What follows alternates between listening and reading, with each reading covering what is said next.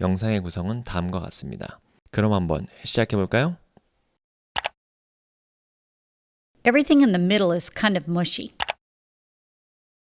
Everything in the middle is kind of mushy. Everything in the middle is kind of mushy. Everything in the middle is kind of mushy. So everything in the middle is kind of mushy. So how about that? Would you read that sentence for me, John? Yep. Everything in the middle is kind of mushy. Mushy. Yeah, that was good. It's kind of a tongue twister pronounced mushy because I feel like your mouth doesn't necessarily go in the direction you're always wanting it to go, but you did a really good job with that. Say mushy one more time. Mushy. Yeah. Yep. Okay, perfect. All righty. How about mushy? Have you heard this word before? I never heard of it. Never heard of it. Okay. Never. It's not an uncommon word. It's less common used the way it's used here.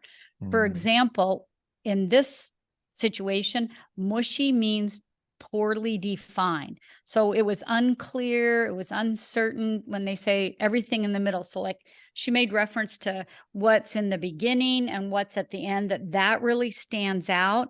But what's in the middle is what gets kind of mushy or poorly defined or unclear. Probably the more common use of this word would be if you're going to define something that's maybe like soft and squishy, like the bread dough was very mushy before I put it in the pan to bake it. So kind of a texture thing. And maybe the most common use I've heard of mushy is if somebody is like overly sentimental, then you might like all kissy, you might be like, okay, that's just a little bit too mushy, like going overboard, going over the top. Okay. But in this situation, I think it's important too to say, oh, I've heard the word mushy, and it means like overly sentimental.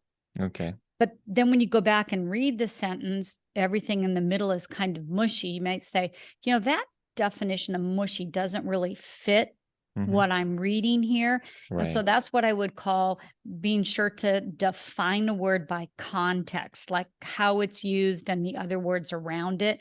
Because, it could be a red flag for you. That's the wrong use of the word mushy. And then you think, oh, okay, well, what else does it mean? And it means poorly defined. Right. Nice. The directions for the new project were rather mushy. So read that one for me. The directions for the new project were rather mushy. Yep. Okay. So try project. Project. Yeah. There you go. Read the sentence one more time if you would. The directions for the new project were rather mushy. Yeah, good. Okay, project was right on that time. So what do you think that means about these directions? Directions are kind of not clear. Exactly. Do you is this a project you think you'd like to work on? Oh, absolutely not. Exactly. No, because the directions are unclear. They're mushy. And here's some synonyms, which I've kind of used and we've talked about, but unclear, confusing, uncertain, that would all be another way to say in this use of mushy how the word is. Okay. Do you feel ready to try a sentence of your own? I can try, but Try. Well, think of, what's a situation that you need really clear, easily understood directions or situation or layout plans? Probably when you assemble something like furniture, especially from IKEA. That's the same place I was thinking. Oh, really? Yes. Yeah, and those Right. kind of things. Those directions especially I don't know. Probably they use a lot of jargons and stuff. So to me, they sound really mushy. Does it make sense? I would totally agree. And in fact, I put together something over the weekend, not from IKEA, but there were no directions. It was only pictures. Oh, really? Yeah. And I felt that was rather mushy because I really wanted to be able to read the words to assemble this thing rather than look at the picture. It was a hoop of some kind. Look at the picture and hope I got it right.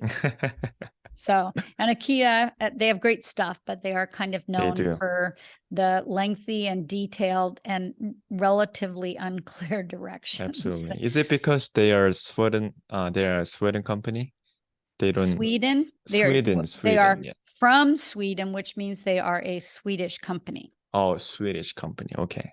And I'm going to have to say no on that because my grandfather came from Sweden, Oh, okay. which makes me Swedish. So I think all things Swedish are great. I mean, the reason why I'm saying that is because I don't know, they tend to use Swedish a lot, especially Swedish. I'm sorry, I just kept pronouncing. Well, I'm just trying to help you with your pronunciation. Yes, Swedish. Swedish, especially on their products, so that people, they kind of hoping that people recognize their products as a really good high quality product because they are from Sweden. Yeah, and I don't know if maybe it's something that is lost in the translation, like were the directions originally in Swedish, and so when you translate to English, they seem more complicated or unclear. Makes sense. Yeah. Yeah. I don't know. That's a good topic for pursuit for another day.